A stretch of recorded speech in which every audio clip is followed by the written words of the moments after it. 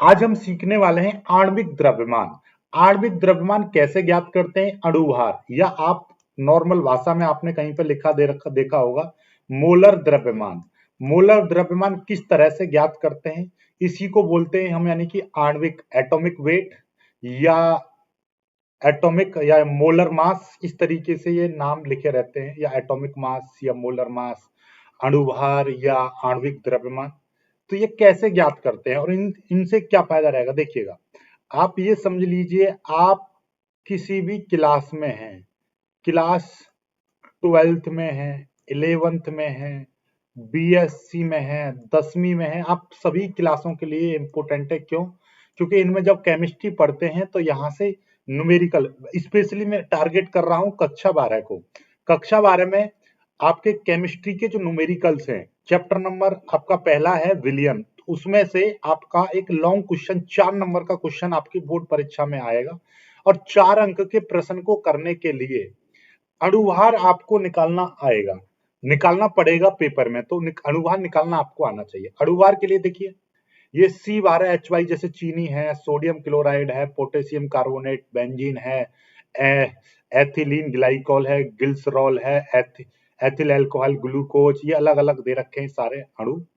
अब इनका आपको, ये यौगिक हैं तो इनका निकालना है। तो इसके लिए आपको बस ये 10 महत्वपूर्ण याद कर लीजिए कि H का अणुभार कितना होता है इंडिविजुअली, यानी कि अकेले H का 1 होता है, कार्बन का 12, O का 16, नाइट्रोजन का 14, S का 32, के पोटेशियम का क्या रहता है 39, सोडियम का 23, क्लोरीन का 35, फास्फोरस का 31, एल्यूमिनियम का 27। बस ये याद कर लीजिए, काम आपका हो जाएगा।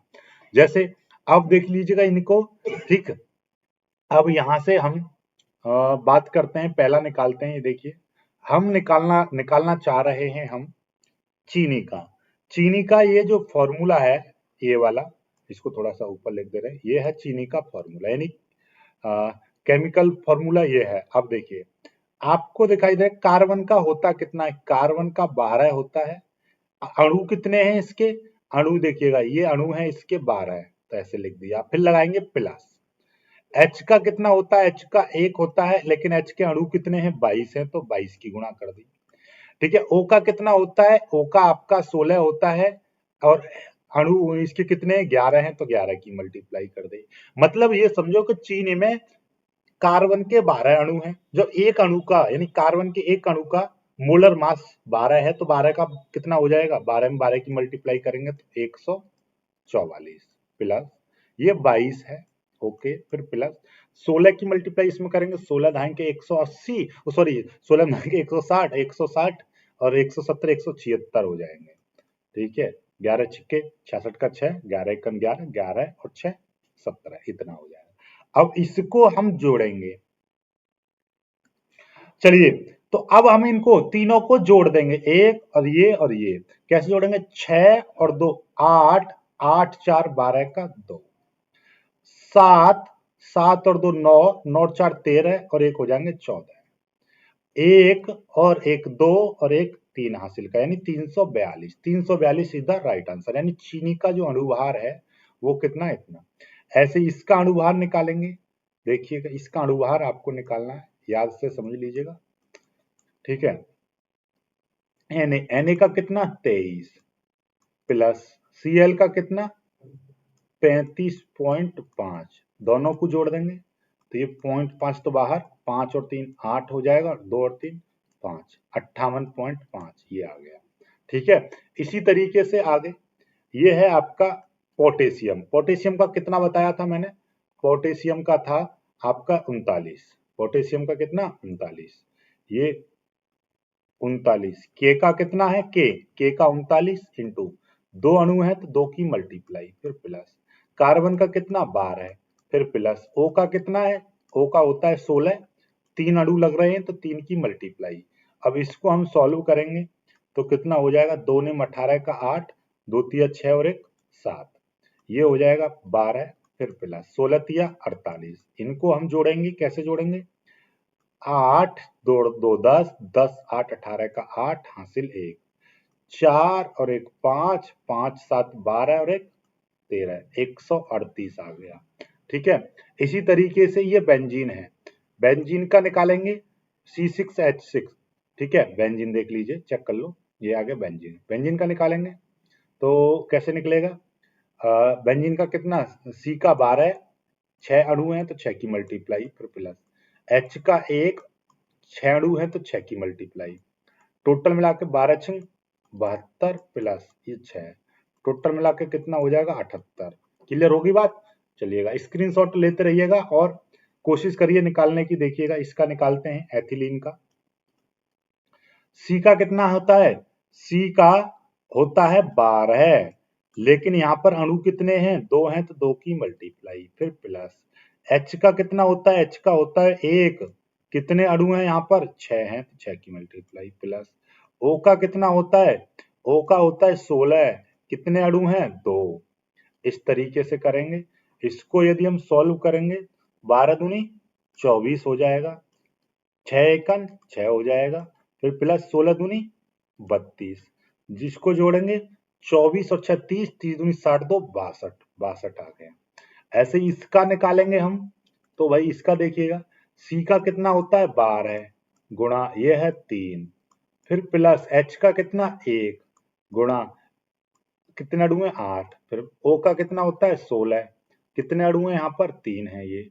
चलिए इसको मल्टीप्लाई करें, 12 तिया 36, ठीक है, प्लस 8 एकन 8 प्लस 16 तिया 48। इसको हम जोड़ेंगे तो किस तरीके से जोड़ेंगे भाई? आपको दिखाई दे रहा है, 8 और 8 16, 16 और 6 22 का 2 हासिल 2, 4 और 3 7 और 2 9। दिस इज आंसर, ठीक है। इस गिल्सरॉल का अणुभार कितना आ गया? 92 आ गया। आगे ये देखिएगा, यहाँ पर हम निकालेंगे एथिल अल्कोहल का। सी कितना है? सी का आपको पता है, सी का 12, सी का 12 होता है, गुणा यहाँ पे 2 लग रहा है, 2 की मल्टीप्लाई। एच का कितना होता है? 1 गुणा 5 लग रहे हैं तो 5 की मल्टीप्लाई। ओ कितना? 16 प्लस एच कितना? 1, इसको जोड़िएगा, 12 दूनी 24, 5 एकम 5 प्लस 16 प्लस 1, तो कितना हो जाएगा? देखिएगा, 25 और 5 29, 29 और 1 30, 10 40 6 46, कितना? 46 आ गया। इसको करेंगे, कितना है सी का? सी का 12 गुणा कितने अणु हैं? 6 प्लस एच का 1 गुणा कितने अणु हैं? 12। ओ का कितना? 16 गुणा सी, एच सी कितना है, मतलब अणु कितने? 6, तो 12 6 72, फिर प्लस 12 एकम 12, फिर प्लस 16, 16 में छिक्के 96, ठीक है, यह हो जाएगा। अब आगे इसको जोड़ेंगे, 6 और 2 8, 8 और 2 10 की 0 हासिल 1, 9 और 1 10, 10 7 17 और 1 18, ग्लूकोज का कितना आ गया? 180। आगे देखिएगा यूरिया, ठीक है, लैब में बनने वाला पहला कार्बनिक यौगिक है, इसके बारे में जान लो, ठीक है। ये क्या है? एन, एन का कितना?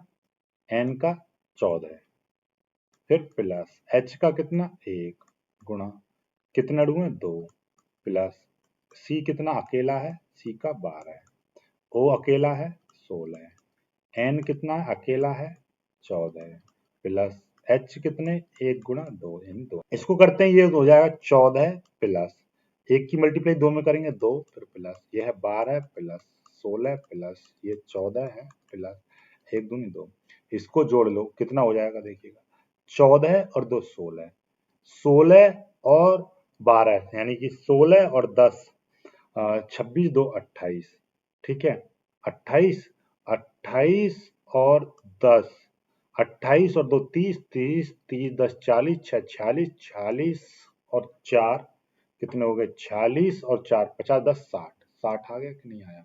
एक बार और चेक कर लो, 16 14 और 2 16, ऐसी 14 और 2 16, 16 दूनी 32, 16 3 48, 49 50 10 60, 60 आ गया, ठीक है। ऐसे ही इसका देखिएगा, सी का कितना है? इसका चलो कमेंट करके मेरे को बताओ, इसका कितना होगा, ठीक है, इसका कितना होगा कमेंट करके मेरे को बताइए, ठीक है। ये तो आप कर ही लेंगे, ठीक है।